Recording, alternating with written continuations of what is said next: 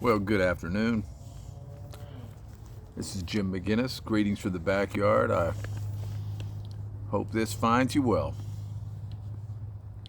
I um, I just finished something that I've been working on for a while, and I wanted to share it with you. And it's called Sabal Silhouettes. And this is for all my noticers. Anyway, here it goes. Hope I can get through this without the glasses.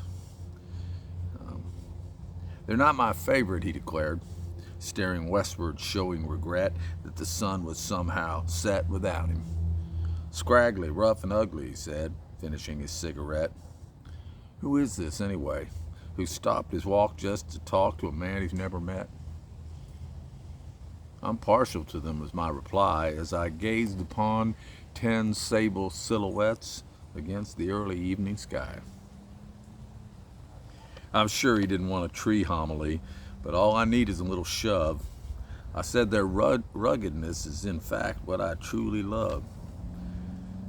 Saw, scrub, cabbage palm, sable palmetto, sable palm, call them what you will, they won't answer. You must have seen them growing beyond number out in the marsh, lining the St. Johns River, seeing their reflections in waters mirror-like, bearing scars from wildfires and lightning strikes, their trunks covered by bootjack spikes that fall away in time.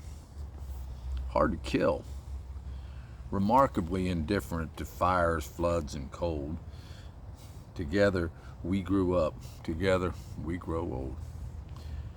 There out back on the edge of salty waters, an old palm lies where it fell, as a balance beam for my grandsons and daughters.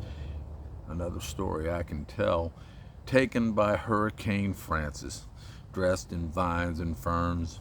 It now bears the weight of many dances, spins and jumps and turns. I can't go on.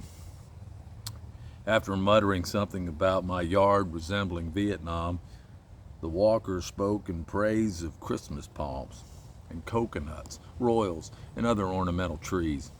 I said I love them too, just not as much as these. I pointed to one out there growing crooked and bent, with stubborn, bold insistence. Upward, then sideways, then upward again.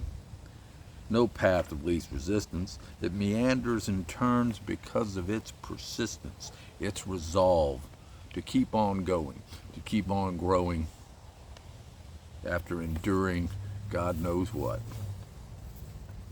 Carolina honors them forever with a sable on its flag, a storied past they tend for lying down together and saving Moultrie's men. The Battle of Sullivan's Island and the Revolution way back when. You ought to read up on that. Palmetto State, it is anointed, but is there a southerner who's disappointed in the fact these trees know no borders?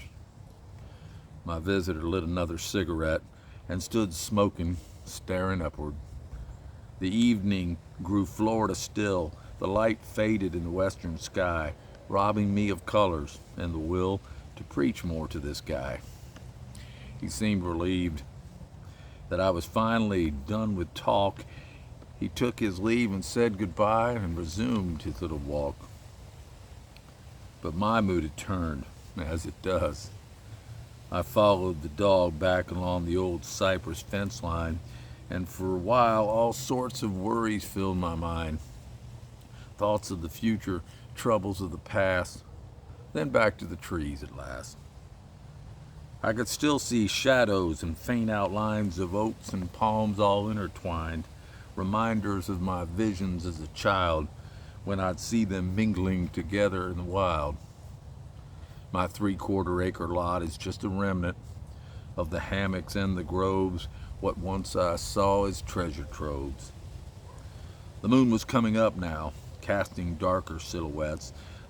The highway stole my quiet, but I could hear the sound of tenor sax and sweet cornet, a neighbor playing Coltrane over traffic.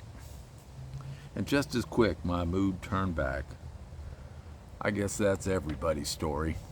Contentment is fleeting, transitory. In depth and height, said Frost, Happiness makes up for what it lacks in length. Sounds true enough. There's something about resilience. Grace is found in strength. You know all that stuff. What does not kill us makes us beautiful. The Sabal Palm taught me that. Fair winds.